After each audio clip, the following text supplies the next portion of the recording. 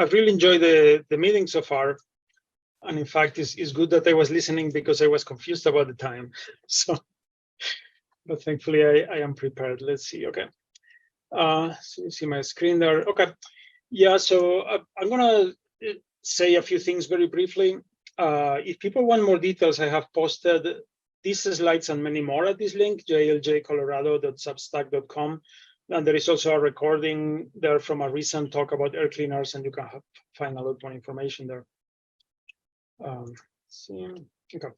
So what's airborne transmission? I think most people know, but let's review it. This person is infected, so the virus is on their saliva and respiratory fluid, and somehow that virus needs to enter the physical world and get to the mucoses or the eyes of this susceptible person.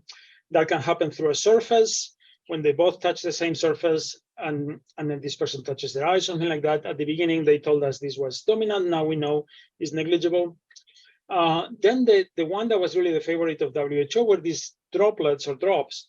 And these are projectiles. These are balls of saliva that they can be seen with the right light, and they travel through the air very quickly, and they hit this person inside the eyes, inside the nostrils, or inside the mouth.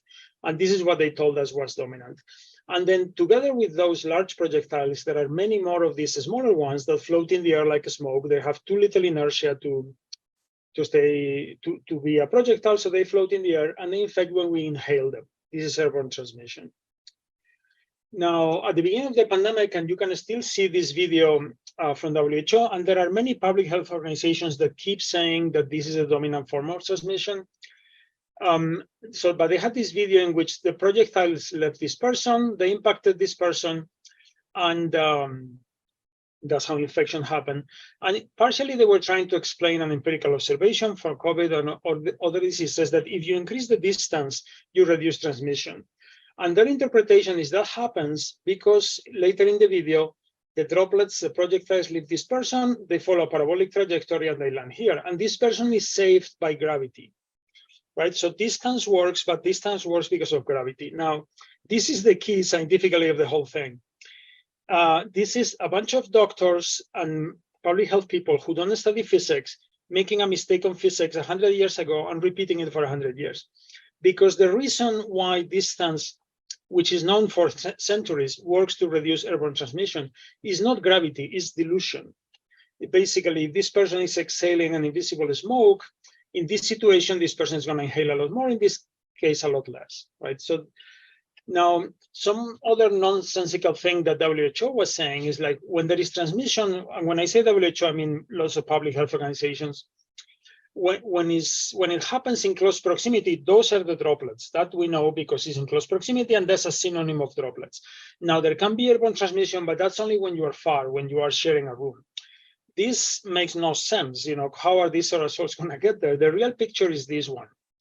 The aerosols are most concentrated in the exhalation of the infected person. And we have two types of airborne transmission: transmission in close proximity, sometimes people call it short range, and transmission in a shared room. Now, we wrote a paper that was in 2021, led by Trish Greenhalgh and with a bunch of other colleagues, summarizing all the evidence, from super spreading events and lots of other evidence that was already very clear about airborne transmission. And already then we said, maybe there are other routes, but we think airborne is dominant. And I think since then, it's much clearer that airborne is the only important form of transmission of COVID. Now, we encountered a lot of resistance, as many of you know. So why did we encounter so much resistance? I think as many people know, a lot of has to do with politics and economics and whatever, but there was a historical reason that we explored on this paper, and that I briefly described with this diagram. This is the thinking as a function of history of how many of these epidemic diseases, when a lot of people get, tuberculosis or cholera or malaria, how many of those are going through the air. And historically, since Hippocrates, since the Greeks, it was thought that most of them were going through the air. This was the miasma theory and its variants. And really, that was the dominant theory until 1850, when John Snow shows, no, cholera is really the water. And Ignaz Semmelweis shows that puerperal fever is really through the hands. And malaria was thought to be bad air, is shown to go through mosquitoes. So then there is a period of debate around 1900, are there diseases that really go through the air?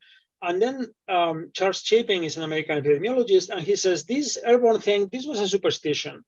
This really is not true, and you know, extraordinary claims need extraordinary evidence, and really there is nothing that goes through the air. And the CDC is founded on this premise. The founder of the CDC, I mean, we explained in the article, basically said Chapin is the best, and they really thought that no important disease was airborne. So I think that the period since then we qualified as resistance to airborne. You know, so it's only admitted if you really cannot deny it, and that's what happened with tuberculosis, and later with measles and chickenpox. It just became so clear that it couldn't be denied, and that's what's happening with COVID-19. But we face again an extraordinary resistance when you will not find papers like the one I showed you before saying this is the evidence in favor of droplets or in favor of surfaces, because there isn't any. Large droplet transmission has never been demonstrated for any disease, not just for COVID, for any disease. Yet WHO told us immediately that they knew it. Okay, so I'm going to say one more thing very quickly, which was about air cleaners. And we've been studying recently the health impacts of air cleaners. And there are many types of air cleaners that, as people were discussing, you know, sometimes we don't know as consumers what do they do. They all seem to disinfect the air. However, only some of them also reduce air pollution. So these remove viruses, but what about removing particles that are also a big killer, as was discussed earlier? Only a few types, and many types actually increase pollution, and in increasing pollution, they can kill people. So what we've been exploring recently is, well, if we are in a situation like December 2022, where there was a lot of COVID, do they help more than they hurt? And so we're going to show it in this diagram. So this is whether they help or they hurt. So the ones that are to the right of zero, they save more people than they kill. And the ones to the left, they actually kill more people through the pollution than they save from the disinfection. And this is the cost. Okay. So I don't have time. There is more details in the presentation to explain how we got to this. So what we recommend is always filters and activated carbon. Those always have a very positive impact. They're not very expensive. We think these ones are the ugly ionizers or hydroxyl or ozone generators or photocatalytic oxidation. My take is those should be avoided.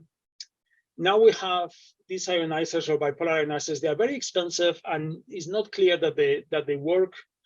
And then we have finally germicidal ultraviolet and electrostatic precipitators, which they do generate pollution, and that pollution is going to kill some people. Right, so that gives us pause. We shouldn't put UV everywhere, for example, but we can put it in some places when it has an overwhelming benefit. Okay, so I'll leave it there. Thanks. I'm sorry if I went over.